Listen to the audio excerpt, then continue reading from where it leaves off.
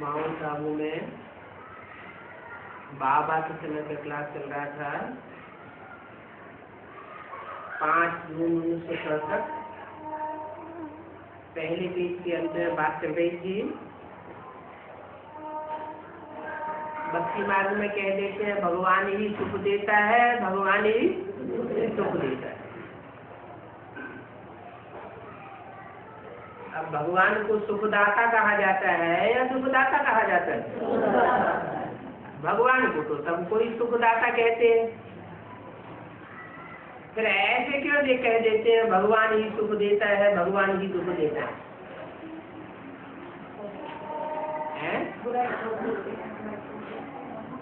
ये भक्ति मार्ग में जो कहने की बातें हैं, भक्ति मार्ग में बोलते हैं कि भगवान ही सुख देते हैं, भगवान ही दुख देते हैं, ये शूटिंग ब्राह्मणों की संग में दुनिया में होती होगी भक्तों के साथ, क्योंकि भगवान के भक्त भी होते हैं, भगवान की प्रजा भी होती है, बाप की प्रजा भी होती है, भगवान के भक्त भी होते हैं, बाप के बालक भी होते हैं। तो कोई भक्तों ने शूटिंग की है क्या कि भगवान सुख भी देते हैं और भगवान दुख भी देते हैं? वो कौन से भक्त रहे होंगे? वो कहते हैं भगवान दुख देते हैं, भगवान सुख देते हैं।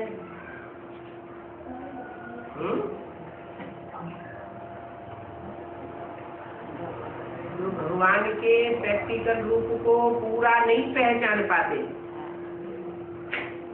अधूरा अधूरा पहचानते हैं। भगवान के माँ के प्यार के स्वरूप को पहचानते हैं, लेकिन बाप जो वर्षा देने वाला है उस रूप को नहीं पहचानते हैं। वो फिर अंत में बोलने लगते हैं कि तू ही दुख देता है, तू ही हमें दुख दिया और तू ही अब मेरे को दुख देता है, ठुकराता है, चाहे प्यार करे चाहे ठुकराए। अब भगवान की ठुकराता है क्या? भगवान तो आता है, सब बच्चों को गले लगाता है, ऐसे कह देते हैं। अभी तुम बच्चे तो ऐसे नहीं कहेंगे, अभी तुम बच्चे तो ऐसे नहीं कहेंगे। कैसे? ये भगवान ही सुख देते हैं, भगवान ही सुख देते हैं। अच्छा, अभी नहीं कहेंगे, आगे चल के कहेंगे क्या? जब ज्यादा माया परीक्षा लेगी, फाइनल परीक्षाएं होंगी, विनाश का टाइम आएगा, तब ऐसे कहेंगे क्या कि भगवान ही सुख देता है, भगवान ही सुख देता है? नहीं कहेंगे, पक्का रखना। अभी तुम जानते हो कि सतयुग में सुखधाम था।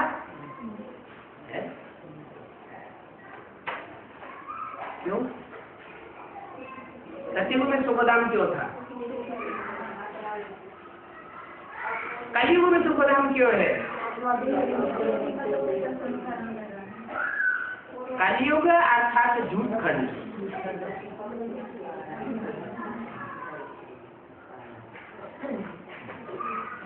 जैसे कोई उधार लेता है ना, उससे जब कोई मांगने जाता है कि हमारा उधार लिया है वापस तो दे दो, अच्छा कल दे देंगे। कल गए, अरे हमने कहा था ना कल दे देंगे, बातें बनाना शुरू। तो ये बातें बनाने वालों की झूठी दुनिया है, इसको झूठ खंड कहा जाता है। झूठ खंड में दुखधाम बन जाता है। काय के कारण बना? झूठ के कारण दुखधाम बन जाता है। सतयुग में सुखधाम था, वहां दुख का नाम निशान नहीं था। क्यों? क्योंकि सत्य ही सत्य था, असत्य का नाम निशान नहीं था। कलयुग है दुखधाम, अभी सुख का नाम निशान नहीं। ये तो तुम जानते हो कि ऊंचे से ऊंचे भगवान है।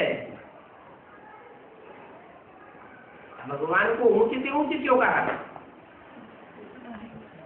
भगवान की तुलना किससे कर दी? ऊंचे से ऊंचे। किससे ऊंचे? ऊंचे से ऊंचे मैंने तुलना की ना। किससे तुलना की? जो भी देवताएं हैं, जो भी मनुष्य मात्र है, जो भी गुरु है, जो भी धर्म पिताएं हैं, उन सब से तुलना की कि वो ऊंचे से ऊंचे है। कौन है ऊंचे से ऊंचे? परम पिता, सुप्रीम सोल। सुप्रीम सोल के लिए ऊंचे और नीचे की बात नहीं, वो तो जन्म मरण के चक्र में ही नहीं आता है। उसकी तुलना तो किसी से कर ही नहीं सकते। वो जिसमें मुकर्रर रूप से प्रवेश होकर के भगवान के रूप में संसार में प्रत्यक्ष होता है, उसकी बात है कि वो है ऊंच से ऊंच भगवान। क्योंकि ऊंच और नीच का सवाल इस दुनिया के रहवासियों के लिए है। जो सुप्रीम सोल शिव है वो तो इस दुनिया का रहने वाला ही नहीं है, सिर्फ आता है ज्ञान सुनाने के लिए। अब ज्ञान सुन करके जो ऊंच कर्म करते हैं वो ऊंच कहे जाते हैं, और सुन करके भी जो नीच कर्म करते हैं वो नीच कहे जाते हैं। तो ऊंच से ऊंच वो भगवान है और वो सब आत्माओं का भी बाप है। जो भी जन्म मरण के चक्र में आने वाली आत्माएं हैं, पार्ट बजाने वाली आत्माएं हैं, उन सब का बाप है। शरीर के बाप को तो सभी जानते हैं। जितने जितने 84 के चक्र में शरीर धारण किए उतने उतने बाप हुए, परंतु ये किसी को पता नहीं है कि आत्माओं का बाप कौन है और कैसे इस शक्ति पर प्रत्यक्ष होता है। आत्मा है ज्योति बिंदु, बिंदु बिंदु आत्माओं का बाप भी ज्योति बिंदु। लेकिन पता कैसे चलता है कि वो ज्योति बिंदु बाप कौन? क्योंकि बिंदु बिंदु आत्मा से सब एक जैसे, पता कैसे चले? तो कोई मुकर्रर रथ में प्रवेश करता है तो पता चलता है ये सबका बाप है। वो बापों का बाप है, टीचर्स का टीचर है, सुप्रीम टीचर है, सब गुरुओं का गुरु है। उसका कोई गुरु नहीं, उसको पढ़ाई पढ़ाने वाला कोई टीचर नहीं, और उसको वर्षा देने वाला कोई बाप भी है। उसकी आत्मा को जन्म देने वाला, आत्मा की पहचान देने वाला कोई भी बाप नहीं, साकार में कोई नहीं। इसलिए बोला कि वो सुप्रीम बाप है, सुप्रीम टीचर है, सुप्रीम गुरु है। हम सब कहते भी हैं कि हम आपस में ब्रदर्स हैं, क्योंकि आत्मा आत्मा भाई भाई है। तो जरूरी है कि सब एक बाप के बच्चे ठहरे ना। एक बाप के बच्चे तो एक परिवार हो जाता है। एक परिवार हो जाता है तो कोई एक माँ भी ठहरी, एक माँ एक बाप सब बच्चे तो एक परिवार हो गया।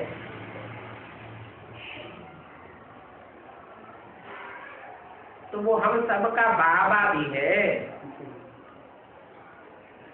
तो जरूरी है कि सब बच्चे आपस में भाई भाई। बीच में कोई कोई कह देते हैं कि वो सर्वव्यापी है। सर्वव्यापी है तो सब बाप हो गए। सब कैसे बाप होंगे? एक बाप बाकी सब बच्चे। बाप कहते हैं मैं सर्वव्यापी नहीं हूँ, मैं तो एक व्यापी होकर के आता हूँ। भगत लोग क्या कह देते हैं, कर देते हैं, सर्वव्यापी कर देते हैं। ये शूटिंग कहाँ होगी? कैसे कैसे ब्राह्मण संगीत दुनिया में ये शूटिंग हुई या हो रही है? जिन्होंने भी अधूरी नॉलेज ली है, जिन्होंने बेसिक नॉलेज ली है, पूरी पढ़ाई नहीं पढ़ी है, भगवान तो बेसिक नॉलेज भी देता है, फिर उनकी पढ़ाई भी पढ़ाता है। तो जिन्होंने पूरी पढ़ाई नहीं पढ़ी है वो ही अधूरी पढ़ाई पढ़ने वाले जो भक्त हैं वो ऐसे कह देते हैं कि वो सर्वव्यापी, मेरे में भी है, तेरे में भी है। वो दृष्टि से शक्ति सुधारता है, मेरे में भी सुधारता है, तेरे में भी प्रवेश करके दृष्टि से शक्ति सुधारता है। तुम भी दृष्टि से शक्ति सुधार सकते हो, आओ संदली पे बैठो। हम भी दृष्टि से शक्ति सुधार सकते हैं, आओ संदली पे बैठो। इतना ही नहीं, वो समझते हैं गीता का भगवान दादा लेकर आज कृष्ण उर्फ ब्रह्मा है, वो ही एक साकार भगवान है गीता का। इसके अलावा और कोई गीता का भगवान नहीं है। ये बात उनकी बुद्धि में बैठती तो है, फिर सर्वव्यापी क्यों कह देते हैं? कैसे वो शरीर छोड़ता है, ज्ञान सुनाने के लिए आता है, गीता ज्ञान देता है, गीता ज्ञान देने के बाद फिर उनका काम खराब हो जाता है। फिर नई दुनिया बनाने और पुरानी दुनिया का विनाश कराने का काम हमारा है। और मेगा प्रोग्राम और छपाओ बड़े बड़े पोस्टर, ऊपर शिव का चित्र और नीचे ब्रह्मा विष्णु शंकर का चित्र। कौन कौन ब्रह्मा विष्णु शंकर बनते हैं? वो इकट्ठी होकर के त्रिमूर्ति शिव बन जाते हैं। अरे बाप कहते हैं मैं तो एक ही मुकर्रर रथ में आता हूँ, आज में भी एक ही मुकर्रर रथ में था, मध्य में भी एक ही मुकर्रर रथ के द्वारा बाप के रूप में प्रत्यक्ष होता हूँ।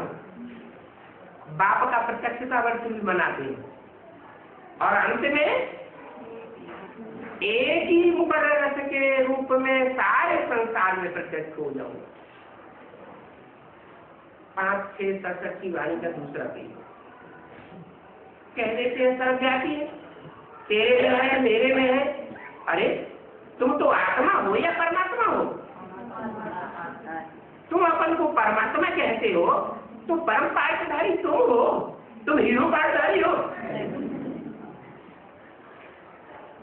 सारी सृष्टि में तुमने जो पाठ बजाया या जो बजाए रहे हो वो हीरो पाठ तुम्हारा है।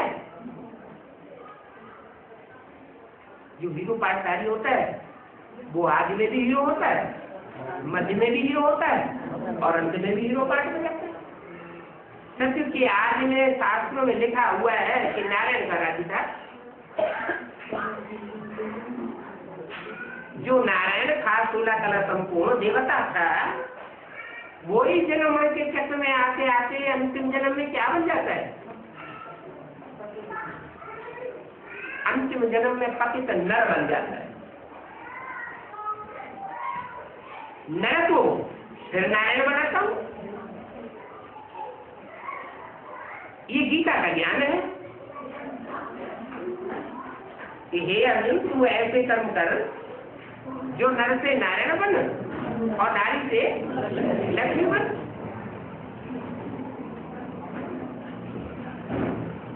तो जो नर से नारायण बनते हैं तो पहले जन्म में हीरो पाठधारी प्रत्यक्ष हो जाते हैं, मध्य में भी हीरो पाठधारी बनकर के उन्हें पाठ बजाया होगा और अंत में भी उसी नारायण में वो सुप्रीम सोल बाप प्रवेश करते हैं और प्रवेश करके उसको हीरो बनाते हैं। तो तुम सब तो हो आत्मा,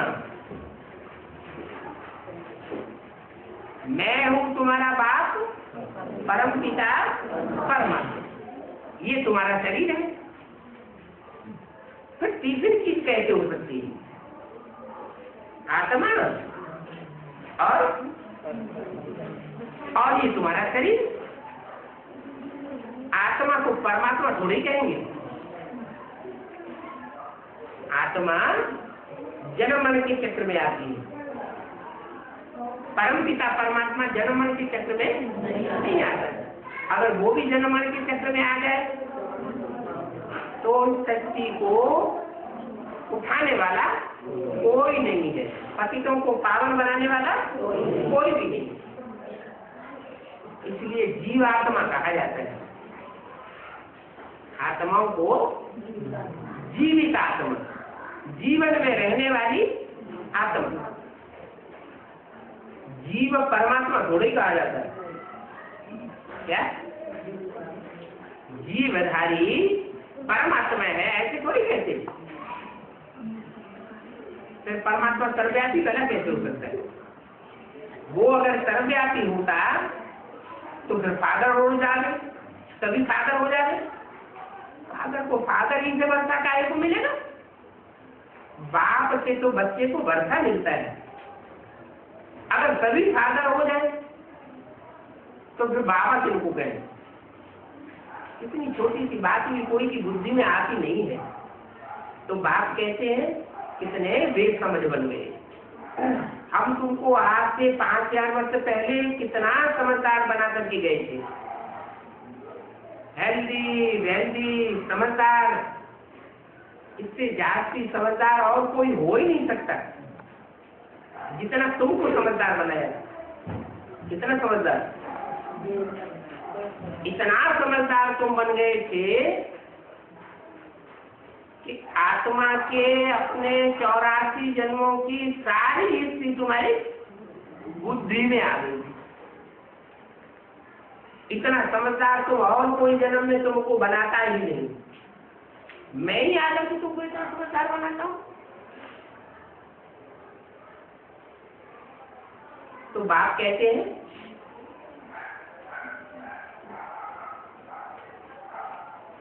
अब तुमको जो समझ मिलती है अभी संगम युग में, वो समझ फिर वहां सतयुग में नहीं रहेगी। इसलिए अभी जितनी समझ धारण करना चाहो कर लो। वहां ये थोड़ी मालूम रहता है कि हम फिर गिरेंगे। या तो हमें पता है कौन सी युग में गिरना होता है, कौन सी युग में चढ़ना होता है, कौन सी युग में धीमी गति से गिरते हैं, कौन सी युग में तेजी से गिरते हैं। अगर वहां सतयुग में ये पता हो कि हम गिरेंगे तो फिर सुख की सारी खुशी उड़ जाएगी, सुख की भावना ही नहीं आएगी, चिंता लग जाएगी। तुम जानते हो कि सतयुग में ये ज्ञान प्रायः लोप हो जाता है। प्रायः लोप का मतलब आत्मा जो है वो अपने स्वरूप में टिक जाती है। क्या? आत्मिक स्थिति की शान पक्की हो जाती है, फिर कोई परेशान होता ही नहीं। परेशान कब होते हैं? जब यहाँ आत्मिक स्थिति की शान में नहीं रहते, भूल जाते हैं तो परेशान होते हैं, दुखी होते हैं, अशांत होते हैं। और वहां तो आत्मिक स्थिति पक्की हो जाती है। कब तक के लिए? 2500 साल के लिए पक्की हो जाती है। माना 2500 साल तक कोई भी आत्मा परेशान, दुखी, अशांत नहीं होती। तो ये बात तुम्हारी बुद्धि में आ भी है, तो सतयुग में ये बातें उड़ जाती है। ब्राह्मण ये अधिकारी रहते हैं ये ज्ञान लेने के लिए। जो अभी ब्राह्मण बन रहे हैं वो अधिकारी है। ब्राह्मण नहीं बन रहे हैं, ब्राह्मण बना क्या है? जो ब्रह्मा का आचरण करे सो ब्राह्मण, ब्रह्मा के आचरण को धारण न करे तो ब्राह्मण। जो ब्रह्मा के मुख से निकले सो बात माने तो ब्राह्मण, और ब्रह्मा के मुख से निकली हुई बात न माने तो ब्रह्मा मुखवंशावली ब्राह्मण ही नहीं। तो जो ब्राह्मण होते हैं वो ही इस ज्ञान के अधिकारी होते हैं। ब्रह्मा का आचरण है पवित्र रहो और पवित्र बनाओ। ज्ञान का तंत्र भी है। योगी बनो, पवित्र बनो। तो जो पवित्र नहीं रहते उनकी बुद्धि में से ये ज्ञान उड़ जाता है। प्रैक्टिकल ज्ञान है, ऐसे नहीं सिर्फ सुनने सुनाने का है। जो भी ज्ञान में चलने वाले हैं वो प्रैक्टिकल अनुभव करते हैं कि एनिकल प्रकार का वो माया नीचे गिराई देती है तो बुद्धि में से सारा ज्ञान उड़ जाता है। नहीं तो ज्ञान बुद्धि में रहता है। बाबा भी बताते हैं शेरनी का दूध सोने के बर्तन में ठहरेगा। तो ये सोने का पात्र बुद्धि जब तक रहती है, माने पवित्र बुद्धि, सच्ची बुद्धि रहती है। सोना माने क्या? सच्चाई। तब तक ज्ञान बुद्धि में ठहरता है। और बुद्धि सोने की न रहे, मिट्टी की बन जाए, मिट्टी रूपी देह अभिमान में आ जाए, तो देह मान में आने से काम, क्रोध, लोभ, मोह, अहंकार 5 विकार आते हैं और आत्मा नीचे गिर जाती है। आत्मा जब नीचे गिरती है तो ज्ञान में सब भूल जाता है। तो बताया ब्राह्मण ही अधिकारी होते, ब्राह्मण बना पवित्र। तुम्हारी बुद्धि में है कि अभी हम ब्राह्मण वर्ग के हैं, संगम युग में अभी हम बाप के बच्चे बने हैं, ब्रह्मा मुखवंशावली बने हैं, ब्रह्मा के मुख से हम भगवान का ज्ञान सुन रहे हैं। तो हम ब्रह्मा मुखवंशावली हैं, ब्राह्मण वर्ण के हैं और ब्राह्मण ही ज्ञान लेने के निमित्त बनते हैं। निमित्त माना? निमित्त माना साकार में। जो साकार में ब्राह्मण है वो ही इस ज्ञान को लेने के निमित्त बनते हैं। क्या? साकार में है।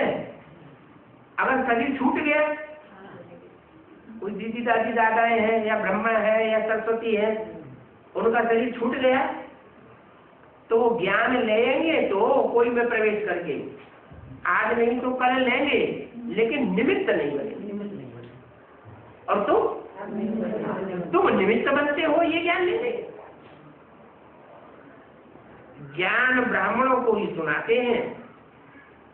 क्या? कैसी?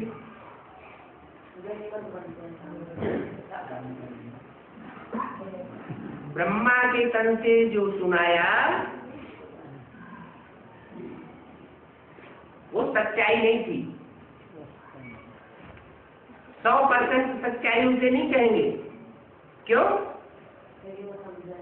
सुनने वालों ने सुना, सुनाने वाले ने सुनाया, लेकिन एक एक वाक्य के अर्थ को किसी ने समझा ही नहीं। तो जब समझा नहीं और दूसरों को समझा ही नहीं सके तो सच्चाई कहाँ बुद्धि में बैठी। इसलिए बोला कि ज्ञान हम ब्राह्मणों को ही आके सुनाता हूं, शूद्रों को नहीं सुनाता। माना यज्ञ के आदि में सब थे शूद्र। 1936 से पहले, 45 से पहले सब क्या थे? शूद्र। दादा देवराज ब्रह्मा और कृष्ण की सोल के द्वारा माँ के रूप में पाठ बजाया, बेसिक नॉलेज दी, तो सब शूद्र से क्या हुए? ब्राह्मण। नंबर बार ब्राह्मण हुए कि सब एक जैसे ब्राह्मण बनते, नंबर बार ब्राह्मण बने। तो ब्राह्मण होते हैं, बनते हैं, उन्हीं की बुद्धि में ये ज्ञान बैठता है। ब्राह्मण को ही ज्ञान सुनाते हैं, ब्राह्मण फिर सबको सुनाते हैं। जो पवित्र ब्राह्मण बनते हैं वो फिर सारी दुनिया को ये ज्ञान सुनाते हैं। गायन भी है कि भगवान ने आकर के स्वर्ग की स्थापना की। भगवान आवेगा तो क्या करेगा? स्वर्ग स्थापन करके डालेगा या बीच में ही छोड़ के चले जाएगा? भक्ति मार्ग में जो गायन है कि भगवान ही सुख दाता है, सुख की शक्ति रखने वाला है, और जितने भी धर्म पिताएं हुए धर्म को स्थापन किए लेकिन सुख की सृष्टि नहीं। दुनिया दुख ही दुख में और गिरती गई, दुख बढ़ता ही गया। धर्म पिताओं के आने के बाद सुख नहीं आया, सुख बढ़ा नहीं, सुख और ही कम होता गया। तो जो गायन है कि भगवान ही आकर के स्वर्ग रचते हैं, स्वर्ग बनाते हैं, वैकुंठ बनाते हैं, जन्नत रचते हैं, वो कहाँ का गायन है? इस संग का गायन है। तो इससे भी साबित होता है कि ब्रह्मा के तन में आया तो, लेकिन भगवान बनकर के नहीं आया।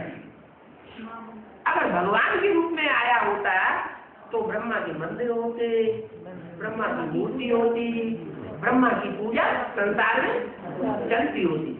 और फिर बाबा ने भी मना कर दिया कि बच्चे ब्रह्मा का चित्र या मूर्ति नहीं बना, अगर बनावेंगे तो तुम भी पतित हो जाओगे। तो जिन्होंने मुख से निकली हुई ब्रह्मा की बात को माना, वो ब्रह्मा मुखवंशावली ब्राह्मण हुए। और वो ही ब्राह्मण जो है, जब बाप टीचर के रूप में आकर के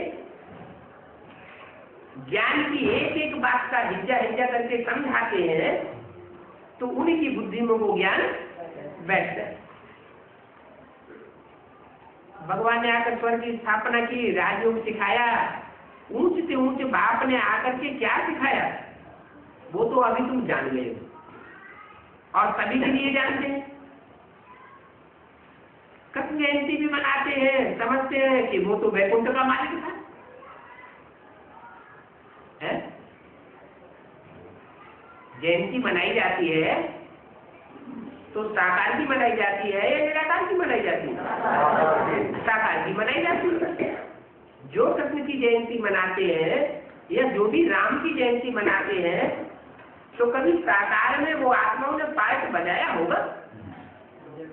कृष्ण की जयंती मनाते हैं द्वापर में, तो जरूर द्वापर युग की शूटिंग हुई होगी।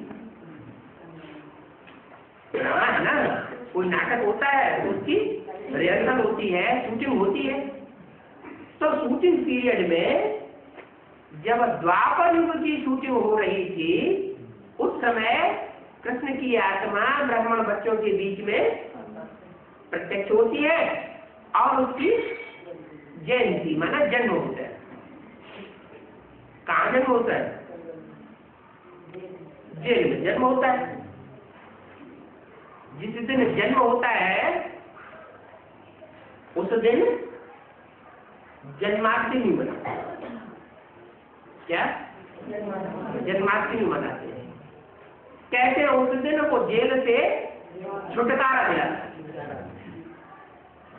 स्वतंत्र हुआ, कंस की जेल से स्वतंत्र हुआ। स्वतंत्र हुआ, अरे बच्चा पेट में होता है तो बंधा हुआ है, पेट से बाहर निकलता है तो स्वतंत्र हो जाता है। ऐसे ही वो कृष्ण की आत्मा जो बंधी हुई थी वो बाहर स्वतंत्र हुई, कंस की जेल से भी स्वतंत्र हुई। वो टाइम निश्चित हो जाता है शूटिंग पीरियड में। भक्ति मार्ग में 15 अगस्त मनाते हैं, उस स्वतंत्रता दिवस 15 अगस्त को किसी यादगार में मनाते हैं नहीं।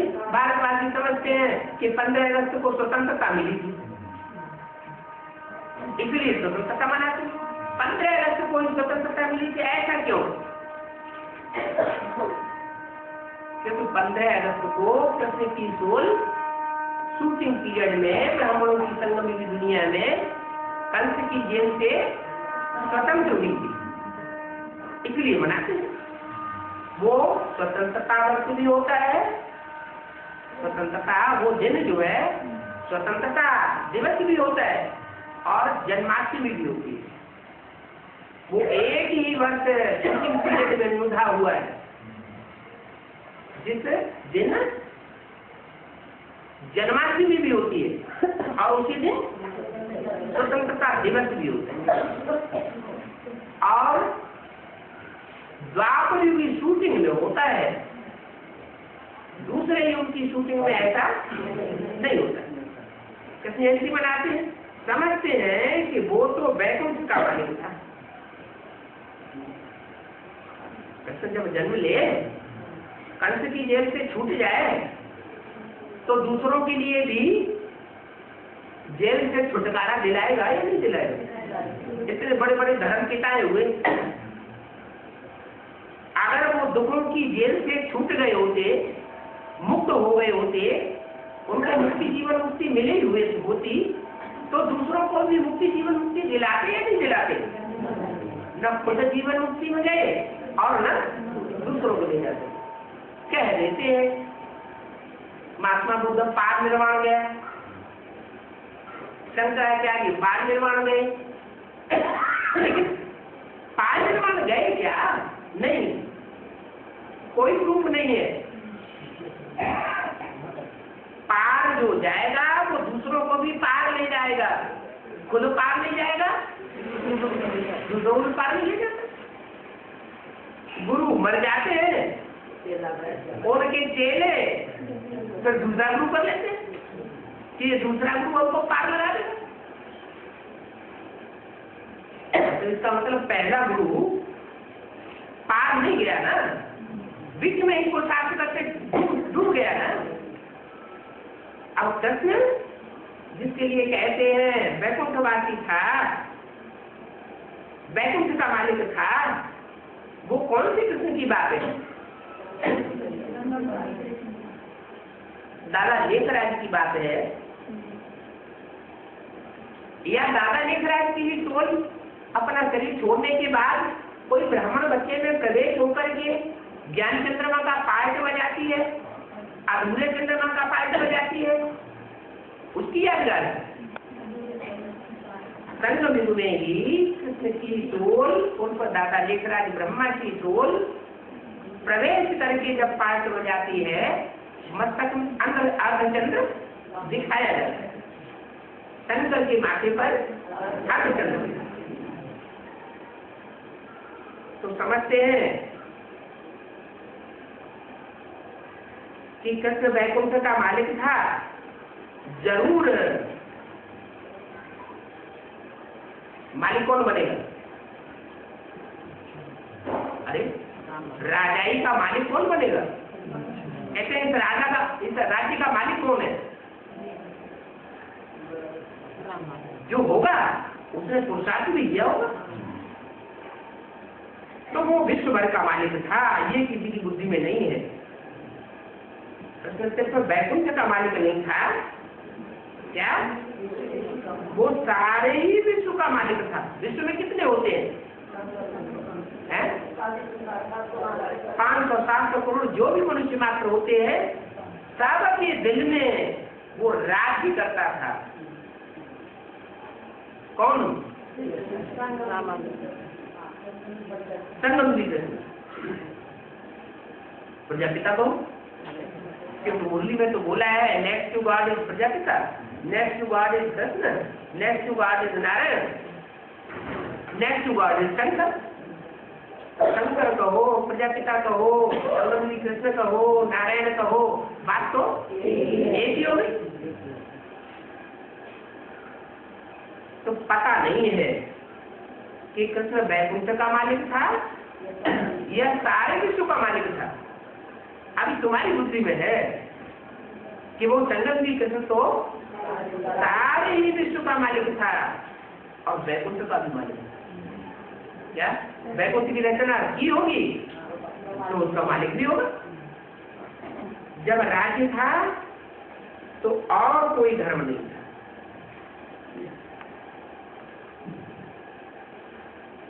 एक ही धर्म, एक ही राज्य, एक ही राजा, एक ही भाषा, एक ही मत, एक ही कुल।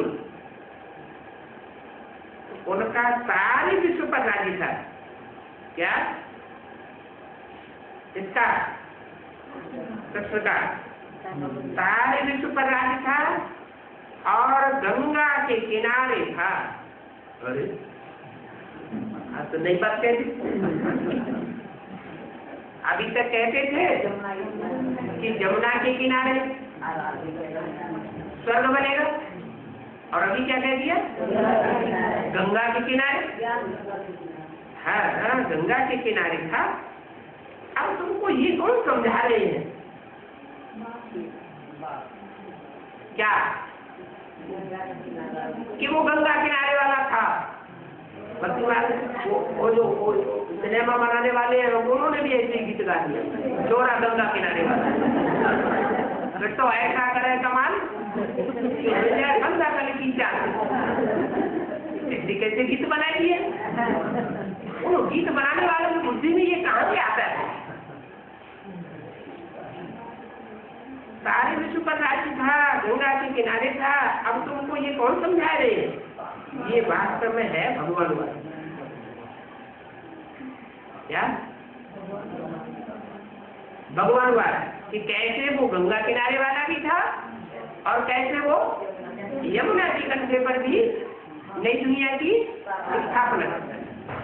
गंगा किनारे वाला है तो सारे विश्व के ऊपर राज्य करता है, और यमुना किनारे वाला है तो वैकुंठ का राज्य। बाकी वो सब भक्ति मार्ग के शास्त्र आदि है, यहाँ तो खुद भगवान सुनाए रहे हैं। क्या वो जो शास्त्र आदि सुनाए हैं, बनाए हैं, वो बनाने वालों ने मनुष्यों ने बनाए हैं या भगवान ने कैसे बनाए? मनुष्यों ने बनाए हैं। और यहाँ तो खुद भगवान समझाते हैं, सुनाते हैं। अभी तुम समझते हो कि हम पुरुषोत्तम बन रहे हैं। क्या पुरुषोत्तम बन रहे हैं? बनाने वाला शिव भगवान जिसके द्वारा बनाता है वो खुद भी पुरुषोत्तम बनता है। तो पुरुषोत्तम हमको पुरुषों में उत्तम बनाते हैं। डॉक्टर क्या बनाएगा? डॉक्टर बनाएगा। वकील बनाएगा। इंजीनियर बनाएगा। तो बनाने वाला भी प्रैक्टिकल में कौन होना चाहिए? देवदेव महादेव कहा जाता है। तो ये गायन है कि पुरुषोत्तम ही हमको पुरुषोत्तम बनाते हैं। सारी दुनिया घोर अंधेरे में गाया भी जाता है, ज्ञान सूर्य प्रगटा अज्ञान अंधेर बिना। कितने साल बीत गए? 70 साल बीत गए। ज्ञान सूर्य प्रगटा नहीं प्रगटा तो अज्ञान अंधेर विनाश हुआ कि नहीं हुआ? हुआ? नंबरवार बुद्धियों में ज्ञान सूर्य प्रकट हुआ, अज्ञान अंधेर विनाश हुआ, नंबरवार हुआ। माना नंबरवार अभी नित्य अनित्य बुद्धि भी बनते रहते हैं। अगर पूरा ही प्रकट हो जाए तो कभी भी आत्मा दुखी नहीं महसूस करेगी। कभी दुखी, कभी दुखी, कभी उमंग उत्साह और कभी चेहरा लटक जाता है। माया बाइलोरा डाल देती है। इससे साबित होता है अभी ज्ञान सूर्य जो है वो सन 76 में रात के 12 बजे उदय हुआ है। अभी सब कहे कि हाँ यही है, यही है, यही है। ये किसी की बुद्धि में अभी नहीं है। अभी कहते हैं हाँ ये महात्मा है, वो महात्मा परमात्मा हो सकता है, वो हो सकता है। अच्छा ये नहीं है, वो नहीं है, लेकिन अभी कौन है ये पक्का निश्चय बुद्धि अभी नहीं बने। सारी दुनिया घोर अंधेरे में है। गाया भी जाता है ज्ञान सूर्य प्रगटा अज्ञान अंधेर विनाश। अभी तुम अर्थ को जानते हो क्या है? अर्थ ये है कि बाप का प्रत्यक्ष का वर्ष तो मनाया, लेकिन सन 76 रात्रि का 12 बजे का टाइम है जो विदेशियों के द्वारा ज्ञान सूर्य प्रकट हुआ। जो विदेशियों की दिन की शुरुआत है वो कै बजे से होती है? रात्रि के 12 बजे। अभी भारतवासियों ने उसे नहीं समझा कि ज्ञान सूर्य प्रकट हुआ। विदेशियों ने समझा कि सूर्य उदित हुआ 76 में। जो स्वदेशी है उनकी बुद्धि में अभी भी नहीं बैठा। भारतवासियों का दिन की शुरुआत कब होती है? सुबह सुबह जब सूर्य उदय होता है तब वो दिन की शुरुआत मानते हैं। इसका मतलब अभी भारतवासियों की बुद्धि में ज्ञान सूर्य उदय नहीं हुआ। अच्छा, तो ये एडवांस नॉलेज जो ले रहे हैं वो सब विदेशी है क्या? है? मानेंगे विदेशी है कि स्वदेशी है? कौन से देशी है? कौन से देशी है? स्वदेशी है। अरे कोट कोट पैंट पहने हुए बैठे हैं, स्वदेशी कैसे?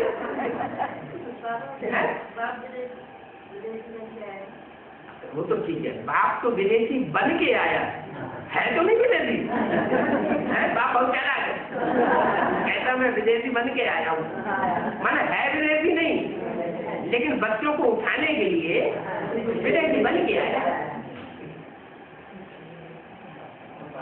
बाप तो बच्चों को उठाने के लिए विदेशी बन के आया, बाकी है तो नहीं, लेकिन बाप विदेशी बन के आया है। इससे साबित होता है जिनको उठाना है वो कौन से देश के हैं? विदेशी है। अच्छा, तो मुंह नहीं लटका लेना है क्या? रे हम विदेशी हो गए। आत्मा विदेशी होती है या शरीर विदेशी होता है? आत्मा स्वदेशी विदेशी होती है? कोई आत्मा ऐसी होती है जो 84 जन्म विदेश में ही लेता रहे? आत्मा कभी देश में जन्म लेती है, कभी दूसरे देश में, कभी तीसरे देश में। आत्मा स्वदेशी विदेशी नहीं होती है। आत्मा तो सब परम धामवासी है। क्या? परम धामवासी। आत्मा को स्वदेशी विदेशी नहीं कहेंगे। किसको कहेंगे? शरीर को कहेंगे कि अरे ये गोरा है, लंबा चौड़ा है? ये उस देश का है, ऐसे है ना। ये नाटा है, काला है, ये अफ्रीकन है, ऐसे कहते हैं ना। ये गोल मोड़े वाला है, हट्टा कट्टा है, गोरा है, ये बौद्ध है। चीन, जापान, तिब्बत देश का शरीर को कहते हैं ना। तो शरीर विदेशी होता है, लेकिन यहाँ तो विदेशी शरीर वाले कोई नहीं है।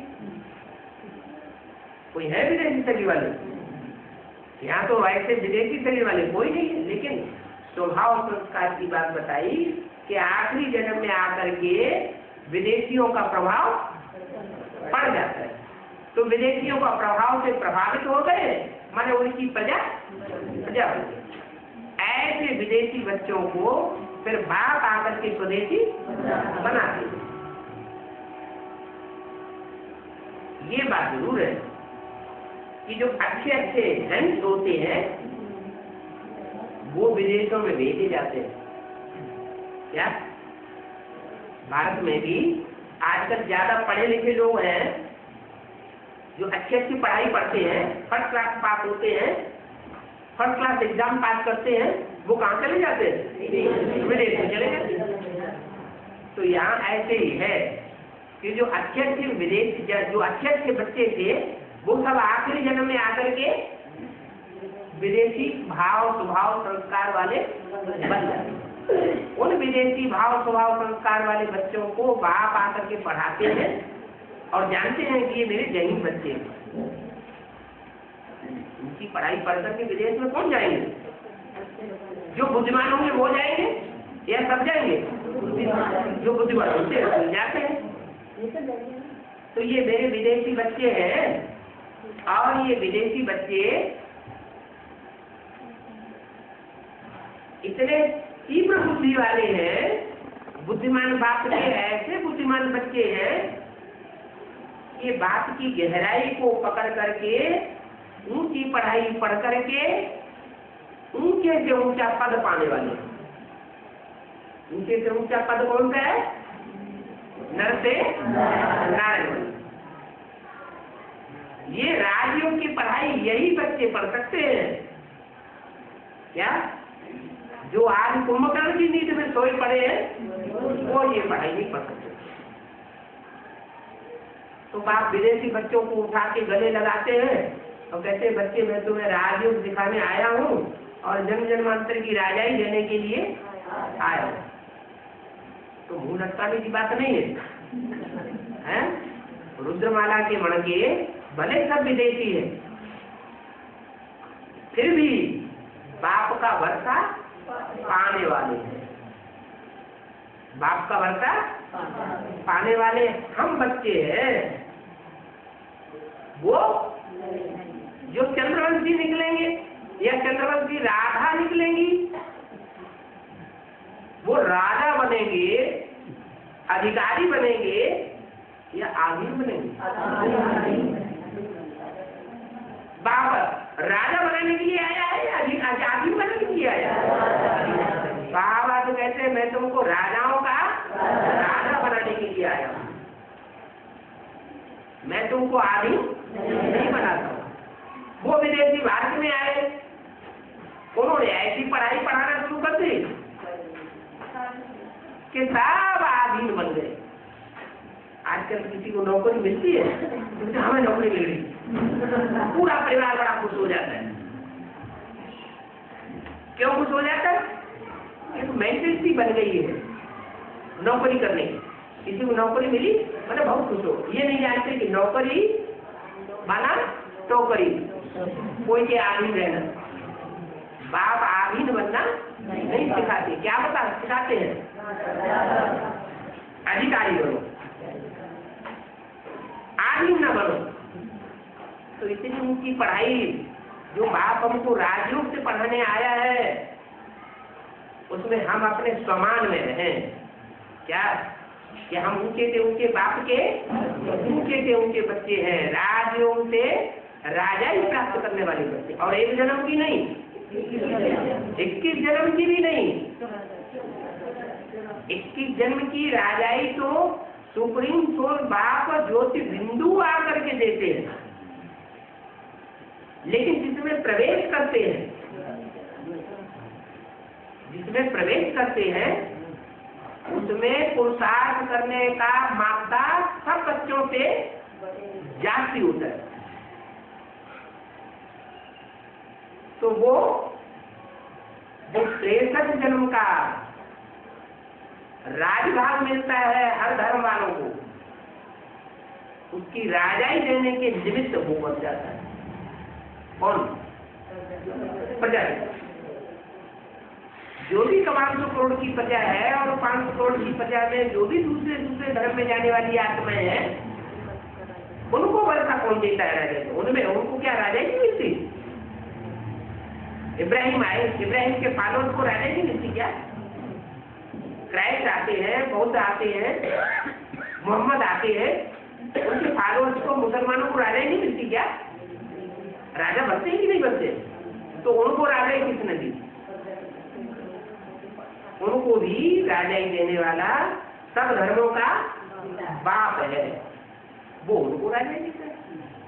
उनको भी राजाई मिलती है और साथ साथ भारतवासियों को भी राजाई मिलती है। ऐसे नहीं कि 21 जन्म के ही हमको राजाई मिलती है, हमको बेहद के 2 बाप मिले, आत्माओं का बाप ही और मनुष्यों का बाप भी मिला। आत्माओं का बाप आकर आत्मिक दुनिया की, रूहानी दुनिया की 2 युगों की राजाई देता है,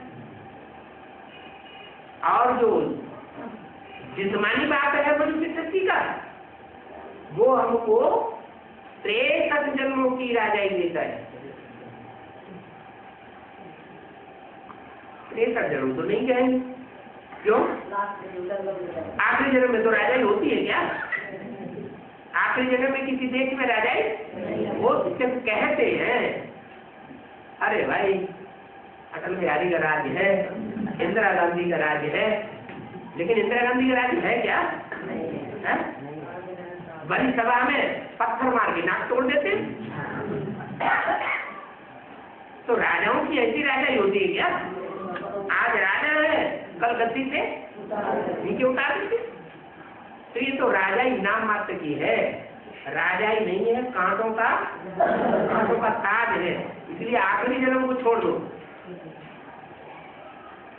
बाकी जो 62 जन्म में राजाएं हुए हैं वो राजाई की प्राप्ति जो मनुष्य शक्ति का पिता है उसके द्वारा होती है।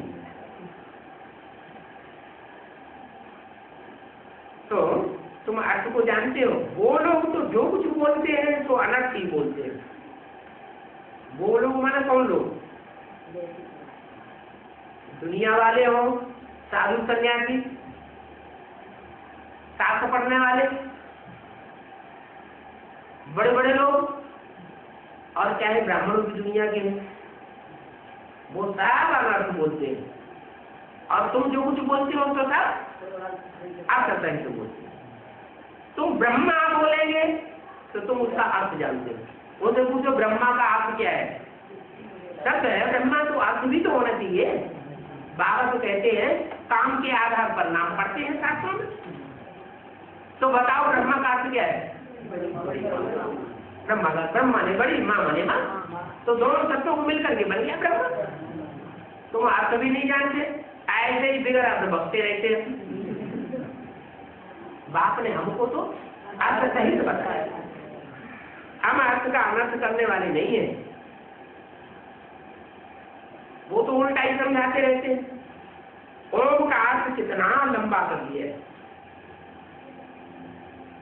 ओम का अर्थ बाप कितना छोटा बताते हैं। ओम माने मैं आत्मा, आप ऊ मां, तीन कार्य जो करे सो ओम माने आत्मा। कौन सी तीन कार्य?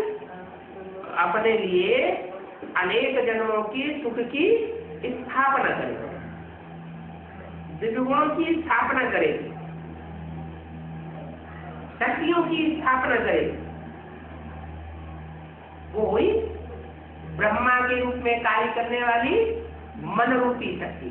मन के संकल्पों से शक्ति लगी तो हर आत्मा ये ब्रह्मा का कार्य करती है।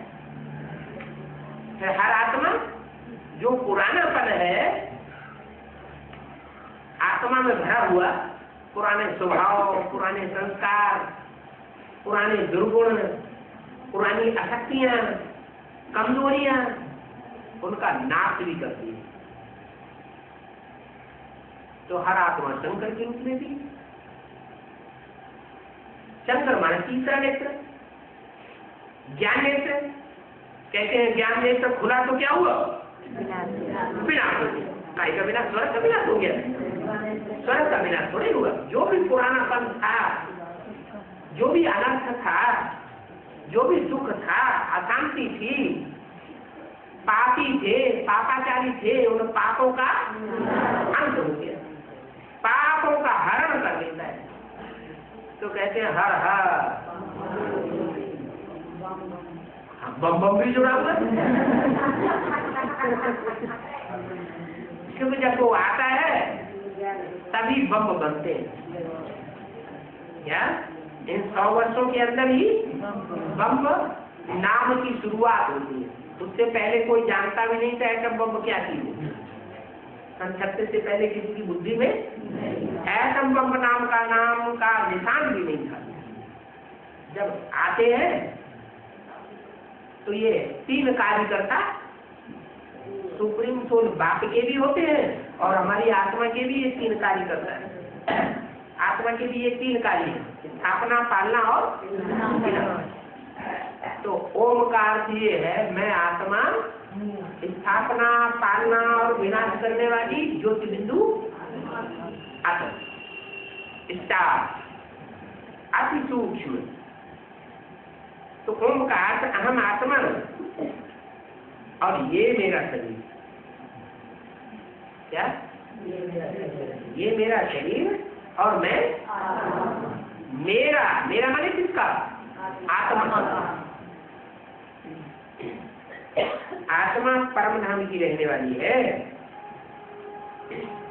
क्या? आत्मा परम धाम की रहने वाली है और शरीर परम धाम का रहने वाला नहीं है। शरीर इसी धाम का रहने वाला। 5 तत्वों की जो दुनिया है, एक तो दुनिया का है शरीर, वो दूर देश से आती है आत्मा, उसको निराकारी दुनिया कहा जाता है। आत्मा जहाँ से आती है सृष्टि में, उसको निराकारी दुनिया कहते हैं। तुमको ये बुद्धि में है क्या था? तुमको ये बुद्धि में है कि हम कहाँ के रहने वाले? परम धाम के रहने वाले। वो ब्राह्मणों की ये बुद्धि में नहीं है क्या कि हम परम धाम के रहने वाले? उनकी बुद्धि में नहीं है। वो नहीं पढ़ाई नहीं पढ़ाते कि सूर्य चांद सितारों की दुनिया से पार परम धाम है, वहां से हम आत्माएं आती है। वो नहीं पढ़ाते।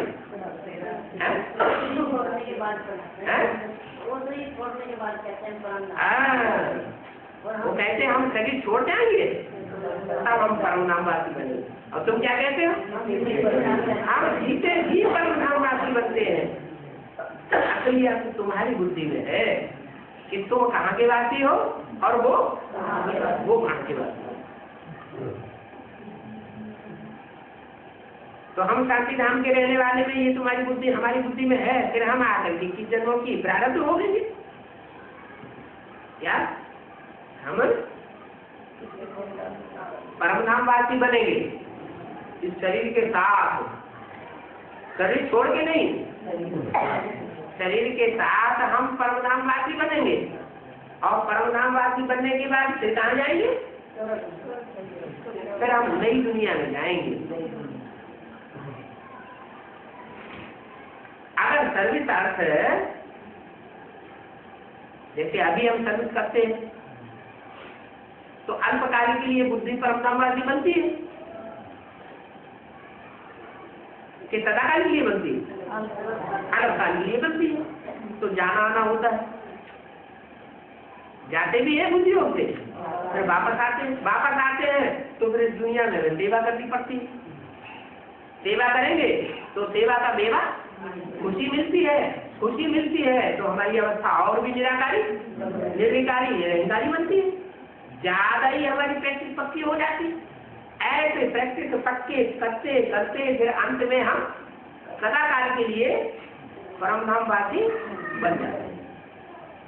जब संपूर्ण हमारी स्टेज हो जाती है, जितना हम चाहें उतना निराकारी स्टेज में रहे और न चाहें तो निराकारी स्टेज में न रहे, ऐसी जब हमारी स्टेज हो जाती है तो फिर हम कहाँ वापस आते हैं? तो पुरानी दुनिया में हमको भटकने के लिए आना नहीं पड़ेगा। कहाँ आवेंगे? हम रुद्रमाला के बड़के भले हैं, फिर हम विजयमाला में शुरू हो जाएंगे क्या? हमारे विकार उस समय निर्विकारी आत्मा बन जाएगी। निराकारी माना निर्विकारी। शरीर सहित हो गए, परम धाम से वापस लौटे तो कहाँ हम जाएंगे? इस शरीर के साथ परम धाम में जाएंगे। परम धाम से लौट करके कहाँ जाएंगे? सुख धाम में जाएंगे। फिर इस पुरानी दुनिया में नहीं आएंगे। तो शांति धाम को निराकारी दुनिया कहा जाता है। हम शांति धाम के रहने वाले हैं, फिर 21 जन्मों की प्रारब्ध होंगे। तुमको तो कितनी खुशी होनी चाहिए क्या? वो कहते हैं हम शरीर छोड़ने के बाद सुख भोगेंगे, और तुम कहते हो हम जीते ही शरीर के साथ रहते हुए ही सुख भोगेंगे। तो खुशी किसको होगी ज्यादा? हमको ज्यादा खुशी होगी। अरे मरने की कोई तो खुशी होती है क्या? उनको तो कितनी खुशी होनी चाहिए, थैया अंदर में होनी चाहिए। तो डांस करते हैं ना, तो डांस सिखाने वाले क्या करते हैं? थक थैया, तो कितने खुश होते हैं। तो तुम्हारे अंदर ये थैया चलनी चाहिए। वेद का बाप आया हुआ है, वो हमको पढ़ाए रहे हैं क्या? सबसे बड़ी खुशी कौन सी? कि और किसी जन्म में तो वेद का बाप आया ही नहीं, और इस जन्म में आया, और आया भी तो 500-700 करोड़ की दुनिया के बीच में किसको पढ़ाया जाए? हम बच्चों को पढ़ाया।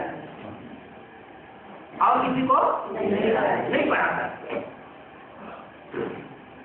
हम बच्चों को पढ़ा रहे हैं, वो ज्ञान का सागर है, पढ़ाने वाला कौन है? ज्ञान की नदी नहीं है। और ब्राह्मणों को कौन पढ़ाता है? उनको तो नदियां पढ़ाती हैं। ज्यादा से ज्यादा कोई सरोवर पढ़ा रहा होगा,